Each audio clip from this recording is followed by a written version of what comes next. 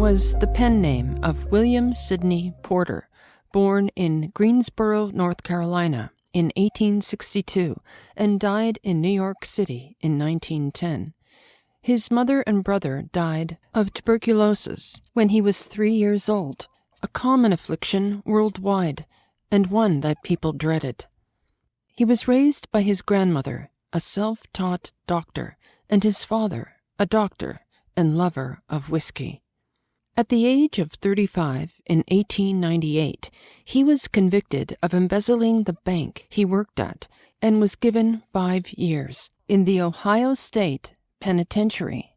He denied the charges to his mother-in-law and was finally released due to good behavior after 3 years. However, it was during these lonely days in prison that he came up with the catchy pseudonym O. Henry and wrote some of his best short stories. O. Henry said about writing, "So long as your story is true to life, the mere change of local color will set it in the east, west, south, or north. The characters in Arabian Nights parade up and down Broadway at midday or Main Street in Dallas, Texas." Without further ado, here is The Ransom of Red Chief by O. Henry. It looked like a good thing, but wait till I tell you. We were down south in Alabama, Bill Driscoll and myself, when this kidnapping idea struck us. It was, as Bill afterward expressed it, during a moment of temporary mental apparition. But we didn't find that out till later. There was a town down there, as flat as a flannel cake, and called Summit, of course. It contained inhabitants of as undeleterious and self-satisfied a class of peasantry as ever clustered around a maypole. Bill and me had a joint capital of about $600, and we needed just $2,000 more to pull off a fraudulent town lot scheme in western Illinois. We talked it over on the front steps of the hotel. Philoprogenitiveness, says we, is strong in semi-rural communities.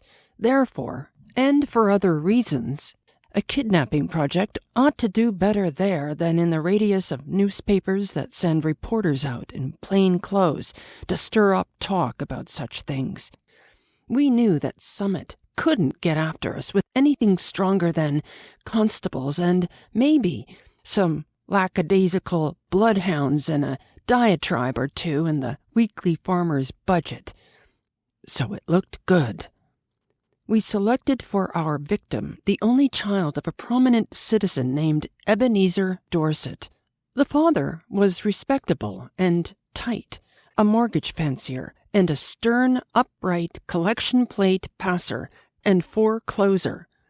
The kid was a boy of 10, with bas-relief freckles and hair the color of the cover of the magazine you buy at the newsstand when you want to catch a train. Bill and me figured that Ebenezer would melt down for a ransom of $2,000 to a cent. But wait till I tell you. About 2 miles from Summit was a little mountain covered with a dense cedar brake. On the rear elevation of this mountain was a cave. There we stored provisions. One evening, after sundown, we drove in a buggy past old Dorset's house. The kid was in the street, throwing rocks at a kitten on the opposite fence. "Hey, little boy," says Bill, "would you like to have a bag of candy and a nice ride?" The boy catches Bill neatly in the eye with a piece of brick. "That will cost the old man an extra $500, says Bill, climbing over the wheel. That boy put up a fight like a welterweight cinnamon bear, but at last we got him down in the bottom of the buggy and drove away.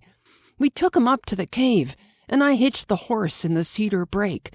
After dark, I drove the buggy to the little village, 3 miles away, where we had rented it, and walked back to the mountain.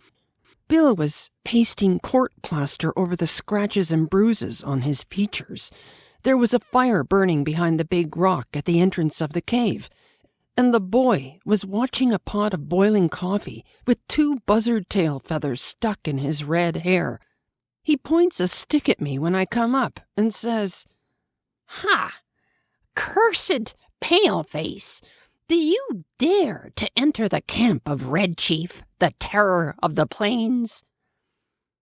"He's all right now," says Bill, rolling up his trousers and examining some bruises on his shins. "We're playing Indian.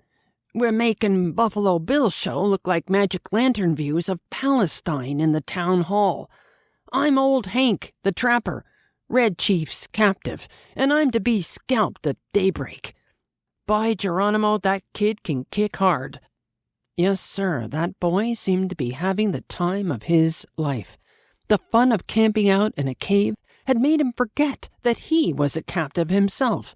He immediately christened me Snake Eye, the Spy, and announced that, when his braves returned from the warpath, I was to be broiled at the stake at the rising of the sun. Then we had supper, and he filled his mouth full of bacon and bread and gravy, and began to talk. He made a during-dinner speech, something like this. "I like this fine. I never camped out before, but I had a pet possum once, and I was 9 last birthday. I hate to go to school. Rats ate up 16 of Jimmy Talbot's aunt's speckled hen's eggs. Are there any real Indians in these woods? I want some more gravy. Does the trees moving make the wind blow? We had 5 puppies. What makes your nose so red, Hank? My father has lots of money. Are the stars hot? I whipped Ed Walker twice Saturday. I don't like girls. You doesn't catch toes unless with a string. Do oxen make any noise? Why are oranges round? Have you got beds to sleep on in this cave? Amos Murray has got 6 toes. A parrot can talk, but a monkey or a fish can't. How many does it take to make 12? Every few minutes he would remember that he was a pesky redskin and pick up his stick rifle and tiptoe to the mouth of the cave to rubber for the scouts of the hated paleface. Now and then he would let out a war whoop that made old Hank the trapper shiver. That boy had Bill terrorized from the start. "Red Chief," says I to the kid, "would you like to go home?" "Oh, what for?" says he. "I don't have any fun at home. I hate to go to school. I like to camp out. You won't take me back home again, Snake Eye, will you?" "Not right away," says I. "We'll stay here in the cave a while." "All right," says he. "That'll be fine. I never had such fun in all my life." We went to bed about 11 o'clock. We spread down some wide blankets and quilts and put Red Chief between us. We weren't afraid he'd run away. He kept us awake for 3 hours, jumping up, reaching for his rifle, and screeching, "Hist! Pard!" in mine and Bill's ears as the fancied crackle of a twig or the rustle of a leaf revealed to his young imagination the stealthy approach of the outlaw band. At last, I fell into a troubled sleep and dreamed that I had been kidnapped and chained to a tree by a ferocious pirate with red hair. Just at daybreak, I was awakened by a series of awful screams from Bill. They weren't yells or howls or shouts or whoops or yawps, such as you'd expect from a manly set of vocal organs. They were simply indecent, terrifying, humiliating screams, such as women emit when they see ghosts or caterpillars. It's an awful thing to hear a strong, desperate fat man scream in a cave at daybreak. I jumped up to see what the matter was. Red Chief was sitting on Bill's chest, with one hand twined in Bill's hair. In the other, he had the sharp knife we used for slicing bacon, and he was industriously and realistically trying to take Bill's scalp according to the sentence that had been pronounced upon him the evening before. I got the knife away from the kid and made him lie down again, but from that moment Bill's spirit was broken. He laid down on his side of the bed, but he never closed an eye again in sleep as long as that boy was with us. I dozed off for a while, but along towards sunup I remembered that Red Chief had said I was to be burned at the stake at the rising of the sun. I wasn't nervous or afraid, but I sat up and lit my pipe and leaned against a rock. "What you getting up so soon for, Sam?" asked Bill. "Me?" says I. "Oh, I got a kind of pain in my shoulder. I thought sitting up would rest it." "You're a liar," says Bill. "You're afraid. You was to be burned at sunrise, and you was afraid he'd do it, and he would, too, if he could find a match. Ain't it awful, Sam? Do you think anybody will pay out money to get a little imp like that back home?" "Sure," said I. "A rowdy kid like that is just the kind that parents dote on. Now, you and the chief get up and cook breakfast while I go up to the top of this mountain and reconnoiter." I went up on the peak of the little mountain and ran my eye over the contiguous vicinity. Over towards Summit, I expected to see the sturdy yeomanry of the village armed with scythes and pitchforks, beating the countryside for the dastardly kidnappers. But what I saw was a peaceful landscape dotted with one man plowing with a dun mule. Nobody was dragging the creek. No couriers dashed hither and yon, bringing tidings of no news to the distracted parents. There was a sylvan attitude of somnolent sleepiness pervading that section of the external outward surface of Alabama that lay exposed to my view. "Perhaps," says I to myself, "it has not been discovered that the wolves have borne away the tender lambkin from the fold. Heaven help the wolves," says I, and I went down the mountain to breakfast. When I got to the cave, I found Bill backed up against the side of it, breathing hard, and the boy threatening to smash him with a rock half as big as a coconut. "He put a red-hot boiled potato down my back," explained Bill, "and then mashed it with his foot, and I boxed his ears. Have you got a gun on you, Sam?" I took the rock away from the boy and kind of patched up the argument. "I'll fix you," says the kid to Bill. "No man ever yet struck the Red Chief but what he got paid for it. You better beware." After breakfast, the kid takes a piece of leather with strings wrapped around it out of his pocket and goes outside the cave, unwinding it. "What's he up to now?" says Bill anxiously. "You don't think he'll run away, do you, Sam?" "No fear of it," says I. "He don't seem to be much of a homebody, but we've got to fix up some plan about the ransom. There don't seem to be much excitement around Summit on account of his disappearance, but maybe they haven't realized yet that he's gone. His folks may think he's spending the night with Aunt Jane or one of the neighbors. Anyhow, he'll be missing today. Tonight, we got to get a message to his father demanding the $2,000 for his return."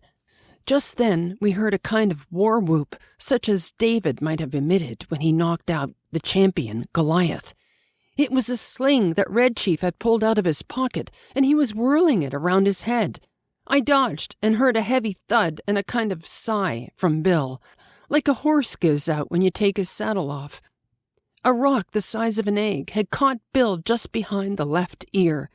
He loosened himself all over and fell in the fire across the frying pan of hot water for washing the dishes. I dragged him out and poured cold water on his head for half an hour. By and by, Bill sits up and feels behind his ear and says, "Sam, do you know who my favorite biblical character is?" "Take it easy," says I. "You'll come to your senses presently." "King Herod," says he. "You won't go away and leave me here alone, will you, Sam?" I went out and caught that boy and shook him until his freckles rattled. "If you don't behave," says I, "I'll take you straight home. Now, are you going to be good or not?" "I was only funnin'," says he sullenly. "But what did he have to hit me for?" I'll behave, Snake Eye, if you won't send me home, and if you'll let me play the Black Scout today." "I don't know the game," says I. "That's for you and Mr. Bill to decide.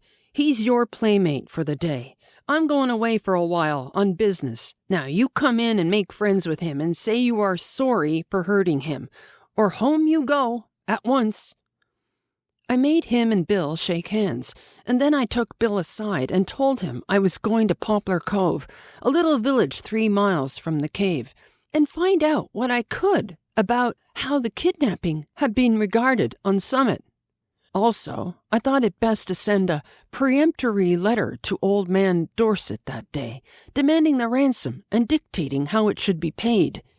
"You know, Sam," says Bill, "I've stood by you without batting an eye in earthquakes, fire and flood, in poker games, dynamite outrages, police raids, train robberies, and cyclones. I never lost my nerve yet, till we kidnapped that 2-legged skyrocket of a kid. He's got me going. You won't leave me long with him, will you, Sam?" "I'll be back sometime this afternoon," says I. "You must keep the boy amused and quiet till I return. And now we'll write the letter to old Dorset." Bill and I got paper and pencil and worked on the letter while Red Chief, with a blanket wrapped round him, strutted up and down, guarding the mouth of the cave. Bill begged me tearfully to make the ransom $1,500 instead of $2,000. "I ain't attemptin'," says he, "to decry the celebrated moral aspect of parental affection, but we're dealing with humans, and it ain't human for anybody to give up $2,000 for that 40-pound chunk of freckled wildcat. I'm willing to take a chance at $1,500. You can charge the difference up to me." So, to relieve Bill, I acceded, and we collaborated a letter that ran this way. "Ebenezer Dorset, Esquire. We have your boy concealed in a place far from Summit. It is useless for you or the most skillful detectives to attempt to find him. Absolutely the only terms on which you can have him restored to you are these. We demand $1,500 in large bills for his return. The money to be left at midnight tonight at the same spot and in the same box as your reply, as hereinafter described. If you agree to these terms, send your answer in writing by a solitary messenger tonight at 8:30. After crossing Owl Creek on the road to Poplar Cove, there are 3 large trees about 100 yards apart, close to the fence of the wheat field on the right-hand side. At the bottom of the fence post, opposite the 3rd tree, will be found a small pasteboard box. The messenger will place the answer in this box and return immediately to Summit. If you attempt any treachery or fail to comply with our demand as stated, you will never see your boy again. If you pay the money as demanded, he will be returned to you safe and well within 3 hours. These terms are final, and if you do not accede to them, no further communication will be attempted. 2 desperate men. I addressed this letter to Dorset and put it in my pocket. As I was about to start, the kid comes up to me and says, "Aw, Snake Eye, you said I could play the Black Scout while you were gone." "Play it, of course," says I. "Mr. Bill will play with you. What kind of game is it?" "I'm the Black Scout," says Red Chief, "and I have to ride to the stockade to warn the settlers that the Indians are coming, and I'm tired of playing Indian myself. I want to be the Black Scout." "All right," says I. "It sounds harmless to me. I guess Mr. Bill will help you foil the pesky savages." "Oh, what am I to do?" asks Bill, looking at the kid suspiciously. "You are the hoss," says Black Scout. "Get down on your hands and knees. How can I ride to the stockade without a hoss?" "You'd better keep him interested," said I, "till we get the scheme going. Loosen up." Bill gets down on his all fours, and a look comes in his eye like a rabbit's when you catch it in a trap. "How far is it to the stockade, kid?" he asks in a husky manner of voice. 90 miles, says the Black Scout. And you have to hump yourself to get there on time. Giddy up now! Black Scout jumps on Bill's back and digs his heels in his side. "For heaven's sake," says Bill. "Hurry back, Sam, as soon as you can. I wish we hadn't made the ransom more than 1,000. Say, you quit kicking me or I'll get up and warm you good." I walked over to Poplar Cove and sat around the post office and store, talking with the chawbacons that came in to trade. One whiskerando says that he hears Summit is all upset on account of Elder Ebenezer Dorset's boy having been lost or stolen. That was all I wanted to know. I bought some smoking tobacco, referred casually to the price of black-eyed peas, posted my letter surreptitiously, and came away.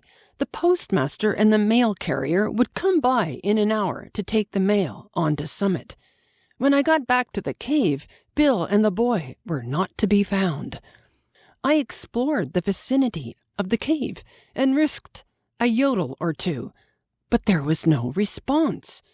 So I lighted my pipe and sat down on a mossy bank to await developments. In about half an hour, I heard the bushes rustle, and Bill wobbled out into the little glade in front of the cave. Behind him was the kid, stepping softly like a scout, with a broad grin on his face. Bill stopped, took off his hat, and wiped his face with a red handkerchief. The kid stopped about 8 feet behind him. "Sam," says Bill, "I suppose you'll think I'm a renegade, but I couldn't help it. I'm a grown person with masculine proclivities and habits of self-defense. But there is a time when all systems of egotism and predominance fail. The boy is gone. I have sent him home. All is off. There was martyrs in old times," goes on Bill, "that suffered death rather than give up the particular graft they enjoyed. None of 'em ever was subjugated to such supernatural tortures as I have been. I tried to be faithful to our articles of depredation, but there came a limit." "What's the trouble, Bill?" I asks him. "I was rode," says Bill, "the 90 miles to the stockade, not barring an inch. Then, when the settlers was rescued, I was given oats. Sand ain't a palatable substitute. And then, for an hour, I had to try to explain to him why there was nothing in holes. How a road can run both ways, and what makes the grass green. I tell you, Sam, a human can only stand so much. I takes him by the neck of his clothes and drags him down the mountain. On the way, he kicks my legs black and blue from the knees down, and I've got to have 2 or 3 bites on my thumb and hand cauterized. But he's gone," continues Bill. "Gone home. I showed him the road to Summit and kicked him about 8 feet near there at one kick.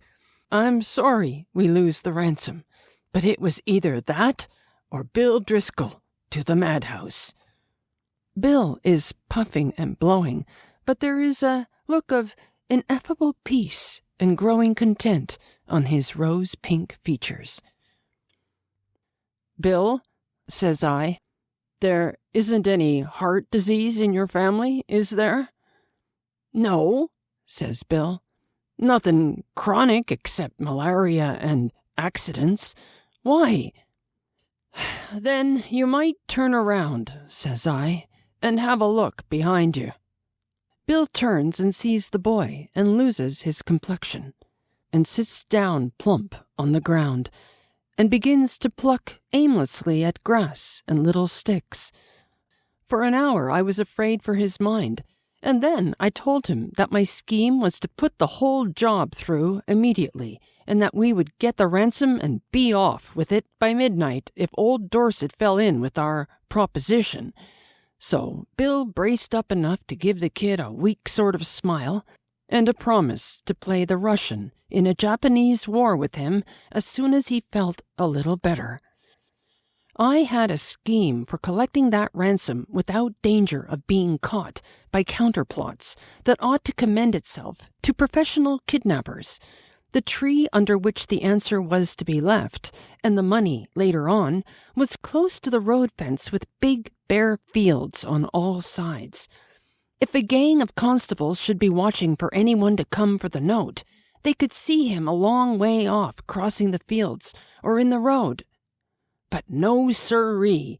At 8:30, I was up in that tree, as well hidden as a tree toad, waiting for the messenger to arrive. Exactly on time, a half-grown boy rides up the road on a bicycle, locates the pasteboard box at the foot of the fence post, slips a folded piece of paper into it, and pedals away again back toward Summit. I waited an hour and then concluded the thing was square. I slid down the tree, got the note, slipped along the fence till I struck the woods, and was back at the cave in another half an hour. I opened the note, got near the lantern, and read it to Bill. It was written with a pen in a crabbed hand, and the sum and substance of it was this. 2 desperate men. Gentlemen, I received your letter today by post in regard to the ransom you asked for the return of my son. I think you are a little high in your demands, and I hereby make you a counter-proposition, which I am inclined to believe you will accept. You bring Johnny home and pay me $250 in cash, and I agree to take him off your hands. You had better come at night, for the neighbors believe he is lost, and I couldn't be responsible for what they would do to anybody they saw bringing him back. Very respectfully, Ebenezer Dorset. Great pirates of Penzance, says I. Of all the impudent. But I glanced at Bill and hesitated. He had the most appealing look in his eyes I ever saw on the face of a dumb or a talking brute. Sam, says he, what's $250 after all? We've got the money. One more night of this kid will send me to a bed in Bedlam. Besides, being a thorough gentleman, I think Mr. Dorset is a spendthrift for making us such a liberal offer. You ain't gonna let the chance go, are you? Tell you the truth, Bill, says I, this little lamb has somewhat got on my nerves, too. We'll take him home, pay the ransom, and make our getaway. We took him home that night. We got him to go by telling him that his father had bought a silver-mounted rifle and a pair of moccasins for him, and we were going to hunt bears the next day. It was just 12 o'clock when we knocked at Ebenezer's front door, just at the moment when I should have been abstracting the $1,500 from the box under the tree, according to the original proposition. Bill was counting out $250 into Dorset's hand. When the kid found out we were going to leave him at home, he started up a howl like a calliope and fastened himself as tight as a leech to Bill's leg. His father peeled him away gradually, like a porous plaster. How long can you hold him? Asks Bill. I'm not as strong as I used to be, says old Dorset, but I think I can promise you 10 minutes. Enough, says Bill. In 10 minutes, I shall cross the central, southern, and midwestern states and be legging it for the Canadian border. And as dark as it was, and as fat as Bill was, and as good a runner as I am, he was a good mile and a half out of Summit before I could catch up with him. Thank you for listening to Ransom for Red Chief, by O. Henry. May you always find a good book to read, and may all your stories end well.